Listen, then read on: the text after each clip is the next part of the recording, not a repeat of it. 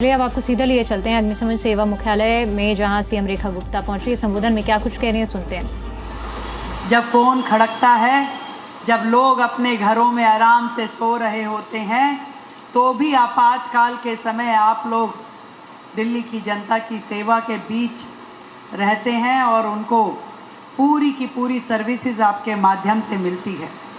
आज दिल्ली भर में हमारे 86 फायर स्टेशन हैं और 3000 से ज़्यादा हमारे समर्पित कर्मी हैं और लगभग पिछले वर्षों की अगर रिकॉर्ड ले तो 36,000 से ज़्यादा इंसिडेंट्स जो हैं आग लगने के शहर भर में हुए हैं और हर एक आपने घटना को, दुर्घटना को बहुत ही मेहनत के साथ में आपने उसे सुलझाया, वहाँ पे अपनी मदद पहुँचाई। आप सबको बहुत बहुत समर्पण को, आपके साहस को और आपकी सेवा को। आज का हमारा ये दौरा,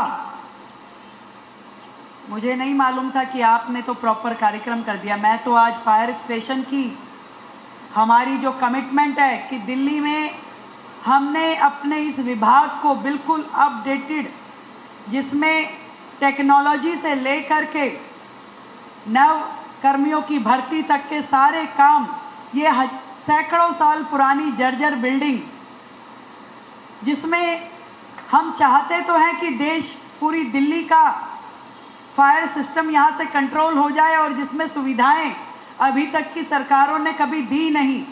हमने जरूर इस बजट में इसे जो स्थान दिया, जहाँ 500 करोड़ का बजट अपनी फायर सर्विसेज के लिए हमने रखा और उसमें से 125 करोड़ रुपए नई मशीनरी, नए टूल्स, नए उपकरणों के लिए रखा एक कैपिटल एक्सपेंडिचर के नाते, ताकि दिल्ली का ये फायर सर्विस जो हमारा डिपार्टमेंट है ये पूरी तरीके से सजग रहे। ऐसे उपकरण यहाँ हो जो पूरे देश में, पूरे विश्व में अपने आप में सबसे ज़्यादा अपडेटेड हो और दिल्ली में किसी भी घटना, दुर्घटना के होने पर हमारे यहाँ के कर्मियों की जान माल की सुरक्षा करते हुए दिल्ली राज्य के लोगों की भी सुरक्षा हो सके। इसलिए बहुत जरूरी हमारे टूल, हमारा इंफ्रास्ट्रक्चर, हर चीज बहुत ही अपडेटेड हो और हमने इसीलिए पूरी तरीके से इस पे विचार करते हुए दिल्ली भर में जितने हमारे फायर स्टेशंस हैं उन सब की बिल्डिंग, उन सब का इंफ्रास्ट्रक्चर, इसके लिए बजट का प्रावधान किया। हमारे 4 aerial water tower, 17 water bouncers और 24 क्विक रिस्पांस व्हीकल यहाँ पे दिए जाने की पूरी योजना बनाई गई और फायर कंट्रोल रूम को की दिशा को भी बदला जाए, इसके लिए भी पूरी की पूरी योजना बनाई जा रही है और वर्षों से उपेक्षित कंट्रोल रूम को भी अब पूरी तरीके से कंप्यूटर एडेड डिस्पैच प्रणाली के साथ सजाया जाए, बनाया जाए, इसकी हम तैयारी कर रहे हैं। हर फायर हो, हर वाहन का कंट्रोल रूम के साथ में रियल टाइम मॉनिटरिंग की जाए और कंट्रोल रूम के कर्मचारियों की भूमिका को भी पूरी तरीके से प्रॉपरली ट्रेनिंग के साथ में संगठित कर टेक्नोलॉजिकल सपोर्ट है। और हमारी सरकार दिल्ली फायर सर्विस के इस मुख्यालय की जर्जर इमारत को पूरी तरीके से जल्द इसके निर्माण का कार्य पूरा हो और योजना बने, जो कि अभी अतुल गर्ग जी ने कहा, पूरी तरीके से मंत्री जी उसके पीछे। जल्द दिल्ली की जनता को बहुत ही अपडेटेड फायर सर्विस स्टेशन यहाँ पे मिले। हमारे जो जवान यहाँ पे हैं, ना केवल अपनी सर्विसेज दिल्ली अग्निशमन सेवा भारत के लिए देते हैं, बल्कि बहुत सारे पुरस्कार और पदक हमारे इन जवानों को मिला है। मेरी ओर से आप सभी को बहुत ढेर सारी बधाई। परफॉर्मेंस, आपका समर्पण हर दिल्ली वासी के लिए आप सबको धन्यवाद के आप पात्र हैं। हम लोग जिस तरीके की योजना बना रहे हैं, मैं उसका कुछ विवरण आपके सामने प्रस्तुत करना चाहती हूँ। सबसे पहले तो जो स्टाफ की कमी है हमारे दिल्ली फायर सर्विसेज में, उस स्टाफ की कमी को पूरी तरीके से पूरा किया जाएगा। सभी फायर ट्रेडर्स और उपकरणों की जांच होगी और पूरी तरीके से चालू स्थिति में उनको लाया जाएगा। कोई भी हमारे उपकरण या सिस्टम वो काम करने की स्थिति में ना हो, ऐसा नहीं होना चाहिए। पूरी तरीके से उनको अपडेटेड किया जाएगा। आम के लिए हमारा ये विभाग सतर्क रूप में और कैसे बेहतर काम कर सकता है, उसके लिए जो जन जागरण और ट्रेनिंग कैंप्स लगाने हैं, उनका आयोजन भी हम करेंगे। नए फायर स्टेशंस जहाँ जहाँ भी अभी नहीं है, वहाँ पे नए फायर स्टेशंस बनाए जाएंगे। रियल टाइम मॉनिटरिंग और स्मार्ट रिस्पांस मैकेनिज्म यहाँ पे डेवलप किया जाएगा। साथ ही फायर फाइटर्स के लिए आपात स्थिति में और खतरों का ध्यान करते हुए एडवांस ट्रेनिंग प्रोग्राम्स को लाया जाएगा। लॉन्ग टर्म की यदि मैं बात करूं तो हम centralise fire service management portal की शुरुआत करेंगे, ताकि कोई भी कंप्लेंट आए तो आप तुरंत हमारा पूरा सिस्टम उससे जुड़ा हो। सर्विस के वाहनों का जाएगा, जिसमें पर्यावरण के अनुकूल एडवांस सिस्टम लगाए जाएंगे। इसके अलावा हम अपने नॉलेज पार्टनर्स और अंतर्राष्ट्रीय विशेषज्ञों की जो संस्थाएं हैं, उनके साथ जुड़ेंगे, ताकि पूरे विश्व भर में फायर सर्विसेज के लिए जो ज्ञान है उसको हम अपने सिस्टम में लागू कर पाएँ। इसके अलावा हमने अक्सर देखा है कि हमारे जो ऐसे कंजेस्टेड मार्केट हैं, चाहे वो सदर बाजार, चांदनी चौक, अक्सर वहाँ पे फायर की दुर्घटनाएं जो हैं वो अधिक होती हैं और उन छोटी छोटी गलियों में हमारी बड़ी बड़ी गाड़ियाँ जा नहीं पाती। हमने योजना बनाई है कि 100 छोटी दमकल गाड़ियाँ जो पूरी तरीके से टेक्नोलॉजिकली अपडेटेड होगी, उनमें पूरा सिस्टम होगा, कैमरा होगा, उन 100 गाड़ियों को बहुत जल्द हम यहाँ लेकर के आएंगे, जो हमारे दिल्ली के उन भीड़े भीड़े इलाकों को भी केटर कर सके और वहाँ पर कोई भी आग की घटना दुर्घटना हो तो तुरंत उन्हें हम लाभ पहुँचा सके।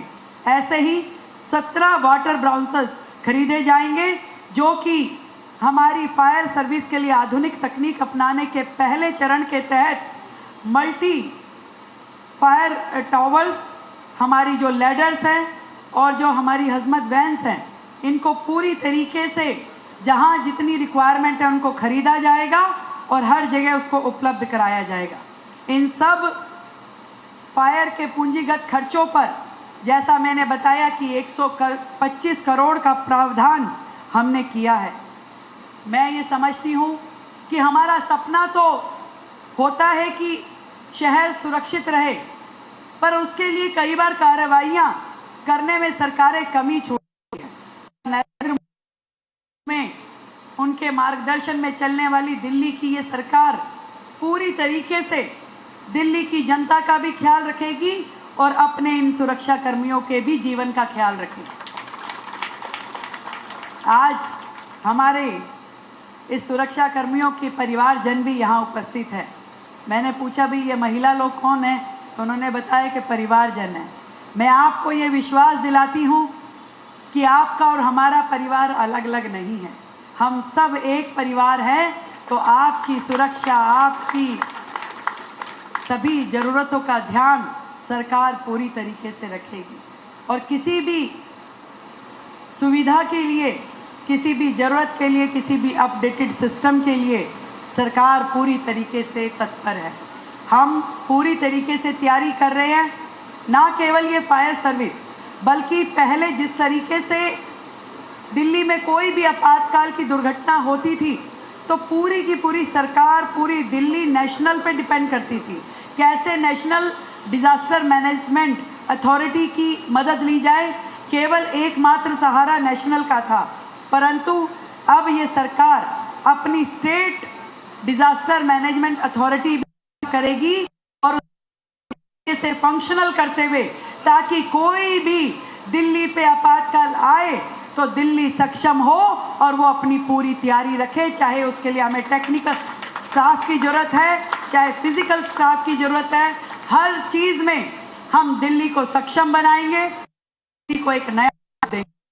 मैं आज दिल्ली की मुख्यमंत्री होने के नाते इस मंच पे उपस्थित हूँ और हमारी पूरी कोशिश है और आदरणीय मंत्री जी इस पूरी योजना को बना रहे हैं। फायर सर्विसेज अपडेटेड हो और इसमें पूरी विश्व स्तरीय टेक्नोलॉजी का उपयोग हम लेकर के आए। रोबोट्स की बात आपने करी, इसी तरीके से और भी जहाँ जहाँ हम लेटेस्ट टेक्नोलॉजी का उपयोग कर पाएंगे उसका पूरा का पूरा उपयोग किया जाएगा। और सच कहा है कि बजट की किसी भी प्रकार की कमी हम इस अपने विभाग को होने नहीं देंगे। दिल्ली की जनता की सुरक्षा हमारी पहली जिम्मेदारी है। आज के इस कार्यक्रम में पहुंच के मुझे बेहद खुशी हो रही है।